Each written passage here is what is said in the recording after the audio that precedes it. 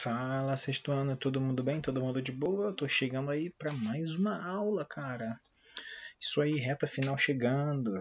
Vamos perder o foco não, vamos continuar estudando porque vamos acabar o ano com o pé direito e o esquerdo bem firmados, hein?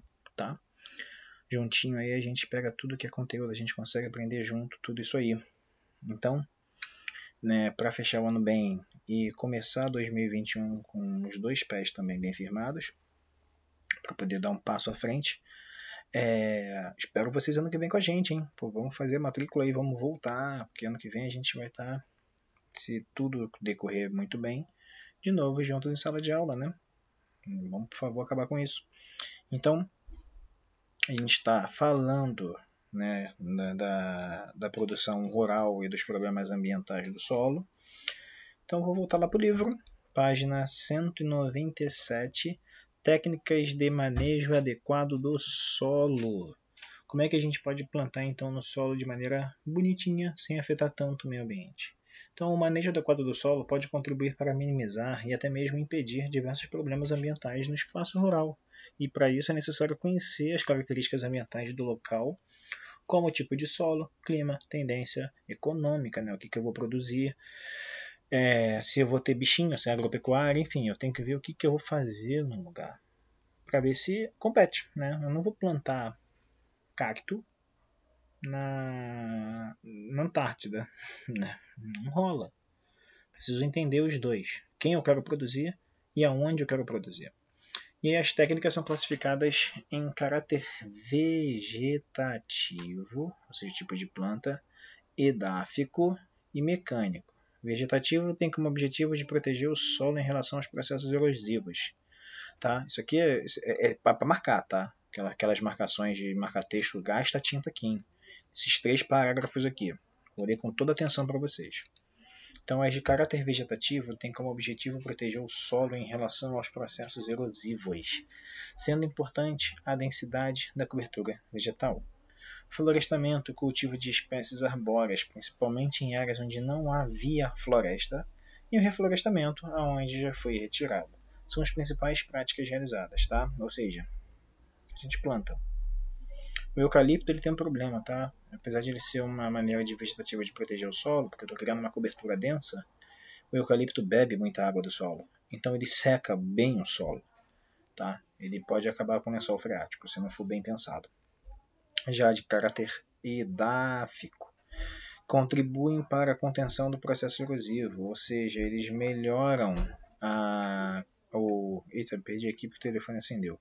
Melhoram a fertilidade do solo, ou seja, o edáfico está adicionando os elementos necessários para aumentar a produtividade a partir da riqueza do solo, tá? Então são controles do fogo, adubação, reposição de nutrientes, são bem importantes, associados à adubação química, mas a química tem que ser muito bem pensada e executada para não dar algum impacto prejudicial, tá? Precisa ser bem planejada.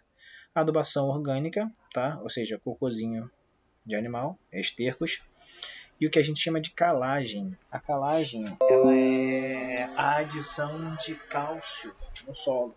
Eu sumi aqui do vídeo porque eu estou pegando o carregador. O computador está morrendo aqui. Ó. Então, deixa eu conectar aqui. Conectei. Então, edáfico ele está adicionando o que o solo está em fraqueza. Seria uma pessoa fraca tomar vitamina? Mesma ideia, tá? Eu estou adicionando algum elemento externo para melhorar a qualidade do solo. E a mecânica, né, mecanicamente, por meio das estruturas artificiais para reduzir a velocidade da água. E aí, por exemplo, aquela curva de nível, o terraceamento e a associação de culturas são ótimas para isso. Que está falando aqui embaixo, né? Terraceamento com esses degrauzinhos, né, cultivando através de curvas de nível, aonde eu estou respeitando o relevo e tentando reduzir o fluxo de água, né? Então preciso ter declividade. Olha só.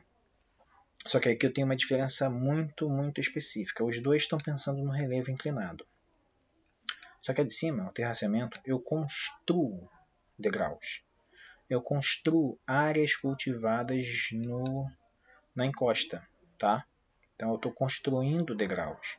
Na curva de nível, eu já utilizo as curvas naturais do relevo. Eu utilizo essas curvas de nível, eu utilizo aonde o relevo está ficando mais alto ou mais baixo, tá? Buscando uma redução da declividade para reduzir a erosão. Tá? O objetivo dessas duas é reduzir a erosão. Tá? Então, bonitos, 10 práticas sustentáveis na agricultura para a preservação da conservação do solo no meio ambiente. Integração de todas as atividades. É preciso da produção, dos bichinhos e do ambiente natural. Eu tenho que entregar os três, né? Combina o cultivo de espécies, né? Os grãos, tudo, misturando com os animais, misturando tudo num ambiente feliz e cooperativo, simultâneo, tá? Isso ajuda bastante o solo a visualizar um ambiente em equilíbrio. Lindo. Descarte correto das embalagens, principalmente dos agrotóxicos, cara. O cara não pode usar essa embalagem de novo. Né? Pensa aí, vou pegar de novo o Baygon aqui, vou esvaziar, vou encher e vou fazer de copo, né? Vou cortar aqui e vou fazer isso aqui de copo. Que não, né, maluco? Isso aqui tá tudo contaminado por dentro. Não tacar fogo, acho que é óbvio, né? Não vou tacar fogo. Ah, mas é controlado. Meu irmão, não faz isso. Você tá acabando com toda a vida do ambiente, tá?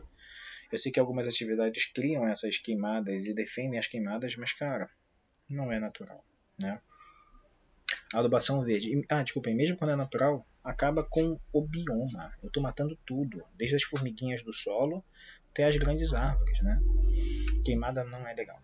Adubação verde, química orgânica e calagem. Adição de coisas específicas. Por exemplo, a adubação verde é literalmente algumas espécies com o fim de deixar a parte morta dela. Olha só. Incorporação de plantas especialmente cultivadas para que o fim ou os restos de plantas forrageiras que forram o chão a ervas daninhas do solo, ou seja, mato, para evitar que isso cresça. Tá? E aí a gente cria algumas espécies que controlam a região. A gente tem uma no Brasil que é bem famosa, tá? Que é aquela Maria fecha-toca. Não sei se a galera conhece, que a plantinha que tu toca, ela fecha. Ela é uma forrageira, ela forra o chão e impede que outras plantas cheguem na região. Então eu posso fazer um cercado disso perto da minha fazenda. A adição química, né? Com certeza, tacar elementos químicos de maneira correta ou restos de matéria orgânica de maneira correta para melhorar a fertilidade do solo. Ou esse nome aqui, ó, calagem. Não estou me calando. Calagem é a adição de calcário. Calcário é um mineral rico em alguns elementos da tabela periódica, acho que como fósforo e magnésio, potássio e o próprio cal, tá? Que ajuda bastante a equilibrar a acidez do solo. Muitos solos do Brasil precisam da calagem. O centro-oeste brasileiro tem um solo que depende bastante disso. Mas os tipos de solo brasileiro vocês só vão estudar no sétimo ano. Então, lá no sétimo ano vocês vão ouvir calagem, eu vou falar na cara de vocês. Ó, lembra lá do sexto ano que vocês estudaram o que é calagem? Adição de cálcio, calcário no solo. Anota aí que vocês vão lembrar disso. Florestamento e reflorestamento, né? Com certeza manter um ambiente natural em volta, né? Que a gente chama até dos lençóis freáticos e dos rios, chamado de matas ciliares, né? Tipo cílio, protegendo o rio, a vegetação que protege o rio, são essenciais. Recuperação das pastagens, ou seja, uma cobertura natural de vegetação é sempre importante, principalmente para reduzir a erosão, tá? E isso tem baixo custo, porque eu deixo o mato crescer, isso protege o solo. E manejo integrado de pragas, né? Eu tenho que pensar nos insetos, nos animaizinhos que podem ser controlados. Por exemplo, eu estou com um bichinho aqui em casa que está me perturbando. Uma mosquinha. Essa mosquinha aqui me perturba, né? Tipo uma formiguinha com asa. Eu tenho um monte de papa-mosca aqui em casa. Eu deixo a papa-mosca felizona porque ela está se alimentando desse bicho. Eu já vi várias caçando, é mó barato. Tu acha que eu vou tirar a papa-mosca se ela controla um outro inseto aqui pra mim? Deixa a papa-mosca bonitona lá, né? Então tem algumas espécies que são chaves. Alguns lagartos são largados nas propriedades rurais para controlar insetos, né? Vai se alimentar do inseto. Olha o gatinho gritando, ó. Tá? Então isso é bem pensado, eu tenho que pensar na espécie, porque se eu injetar uma espécie diferente ou que perca o controle, péssimo. Um exemplo legal de pensar nisso é a Austrália. Se vocês pesquisarem coelhos na Austrália, maluco, os coelhos quase acabaram com a agricultura da Austrália, porque foi injetado na região, adicionaram um coelho na região e o coelho perdeu o controle. Cresce muito rápido, se reproduz muito rápido, tá? Cordões de vegetação permanente, barreiras vivas ou faixa de retenção, né?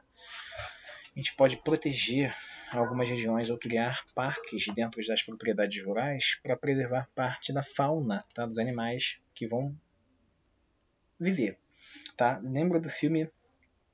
Lembrei agora por alto, assim, né? Aquele filme Os Sem Floresta. O condomínio cresce em volta das florestinhas dos bichos. E é isso aí, né? Cordão verde reduzido. Os bichinhos sofrendo. Rotação de culturas. O que é rotação de culturas? Eu produzo por uma época uma coisa. Depois eu mudo. Ah, plantava batata, agora eu vou plantar tomate. Daqui a 5 anos eu planto abacaxi. Porque fazendo isso, eu vou reduzindo minerais diferentes do solo, tá? Isso é bem legal para poder proteger a fertilidade natural. E o sistema de plantio direto, tá? 3 etapas. Colher o que tem naturalmente, distribuo o resto que eu plantei, que eu colhi, né? Que eu peguei, para gerar uma nova produção, tá? Que chama de palhada. Eu aplico o resto morto, né, da planta no chão para ela crescer novamente, beleza? Então isso aqui é uma listinha bem fofa para a gente pensar como é que a gente pode ser mais sustentável no espaço rural. Mas como aqui não tem nenhum produtor rural, né, a gente tem consumidores, né, somos consumidores, vamos para a atividade. Os processos erosivos. Os processos erosivos referem-se principalmente a um conjunto de ações que alteram as características da forma de relevo e as características do solo. Sobre a erosão, identifique a alternativa correta. Alternativa correta: em uma área onde o solo não está protegido, ocorre maior volume de água da chuva que se infiltra no solo. Não, lembra que eu falei isso ainda há pouco. Outro vídeo, escoamento superficial. A água não infiltra, só vai infiltrar quando tem bastante solo. Quando tem bastante planta, cobertura vegetal com raízes que ajudam a água a entrar no solo. Errado. Então, solo sem proteção vegetal, ocorre mais o escoamento superficial, não a erosão. B. Quando ocorre maior volume de água da chuva, que escoa pela superfície, aumenta a remoção da camada superficial da área onde o solo está protegido. É onde o solo está protegido que vai perder a camada superficial? Não, né? É onde está desprotegido. Quando tem cobertura vegetal, ele não vai ter tanta erosão, né? Vai infiltrar mais. Legal. As ravinas caracterizam pela etapa mais avançada dos processos erosivos. Lembra que eu falei que Pokémon evolui? Não. A vossoroca é o processo mais avançado. É a letra D. Olha lá. As vassorocas caracterizam pela etapa mais avançada do processo erosivo. A ravina é o filhotinho da vossoroca, tá? Mas nem toda vossoroca nem toda ravina vira uma vossoroca. Pode ser recuperado, tá? 2. Identifique e explique os principais fatores que podem gerar ou potencializar problemas ambientais no espaço rural. Com certeza a gente tem que falar do desmatamento, do controle dos solos melhores, que a gente chama de especulação imobiliária, quando a gente controla e aumenta o valor do solo melhor, o que dificulta o acesso, né, das pessoas mais pobres aos solos bons, às regiões boas para plantio, e o uso ruim, né, do espaço rural, quando ele não é feito de maneira adequada. Isso vai afetar bastante, beleza? Com certeza, uso intensivo de agrotóxico, queimadas, né, assoreamento dos rios. Irmão, tem vários fatores que geram problemas ambientais no espaço rural. Tá? 3. Observe a imagem a seguir e responda. Eu estou vendo aqui um desmatamento no estado do Alasca, Estados Unidos, frio pra caramba. Quais são as possíveis consequências ambientais que poderão ocorrer numa área desmatada caso não sejam implantadas técnicas para contenção de problemas? Óbvio que a gente vai falar que vai aumentar o processo erosivo, ou seja, o solo vai começar a perder as camadas superficiais. Então bota exatamente isso aí, meu irmão. Vai acelerar os processos erosivos. perdendo a camada superficial do solo, podendo assorear rios, criar ravinas e vassourocas. O bicho pega, o solo vai ser perdido, tá? Então pausa, volta e vai anotando isso aí, ó. Manda ver na caneta, não dá preguiça de escrever não, pô. Então repetindo mais uma vez, acelera o processo erosivo, tá? Eu vou acelerar a erosão, eu vou desenvolver ravinas, vassourocas, eu vou assorear rios, tá? Suave? Letra B. No município onde você reside, ocorrem desmatamentos? Eu tenho que rir, né? Espero que vocês estejam rindo também, porque quais são as principais consequências dessa prática? A prefeitura manda em programa de recuperação das áreas desmatadas? Um minuto de silêncio para a Mata Atlântica. Aqui jaz a Mata Atlântica brasileira. Meu irmão, a gente está na cidade do Rio de Janeiro. Meu irmão, é nós. Cadê a cidade? Quer dizer, cadê a floresta que estava aqui? A cidade do Rio de Janeiro tomou, né? A gente está falando de um processo de urbanização que começa aí na formação da cidade do Rio de Janeiro. Estácio de Sá, meu irmão. Tô falando de séculos de urbanização. Nós temos florestas aqui, a Floresta da Tijuca, o Mendanha, a Serra dos Órgãos, saindo do município, indo lá para Teresópolis, Petrópolis, meu irmão. Mas aqui no nosso município, o desmatamento já está bem avançado. Você não pode falar que a casa da minha avó é cheia de mato, cheia de planta. Não, eu já estou falando de uma área urbana. O terreno da sua avó foi preparado para ter a casa dela. Então aquelas plantinhas que estão ali já não é uma floresta, já rolou o desmatamento. Aquilo ali é é o jardim dela, né? Não posso chamar de floresta, tá? Beleza? E aí a gente fecha aqui com o nosso quadrinho fofo dos problemas ambientais, tá? Primeiro você tem que pensar que os problemas ambientais no espaço rural, causados pela poluição do solo, devido ao quê? Ao uso de agrotóxico como inseticidas e herbicidas, ou seja, inseticidas que vai matar insetinhos, herbicidas que vai matar as ervas daninhas, as plantinhas indesejáveis, né? Isso pode afetar bastante, ou da mesma maneira pode poluir a água devido ao uso de agrotóxicos, né? Enfim, os dois caminhos que levam ao mesmo problema, que gerados pelo mesmo problema. Ou pelos processos erosivos, né? O espaço rural pode ser causado por processos erosivos aonde tem ocupação sem planejamento, aonde tem desmatamento, aonde as técnicas agrícolas não são adequadas, resultando em ravinas, vassourocas e o assoreamento. Então, meu irmão, mole de completar, tá? Então até agora tá o uso de agrotóxico aqui, desmatamento aqui e assoreamento aqui. Nesse quadradinho maior, olha lá, problemas ambientais solucionados pelo manejo adequado do solo por meio de técnicas como a associação de culturas, terraceamento, curva de nível, tá?